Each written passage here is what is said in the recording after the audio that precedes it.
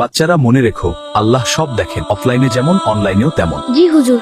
ইনশাআল্লাহ আমরা সতর্ক ওরা এত সহজে ভাইরাল হয়ে যায়, আমিও যদি একটা ভিডিও বানাই।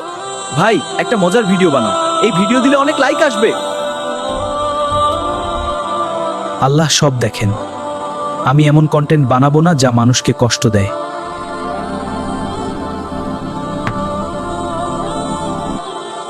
এই ভিডিও দিলে অনেক লাইক আসবে।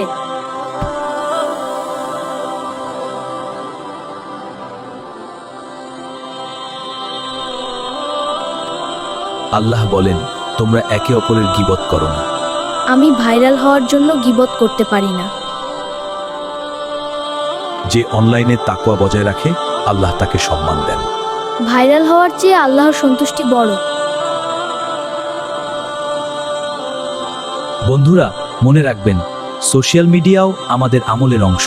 মাশাআল্লাহ, এটা খুব ভালো কথা।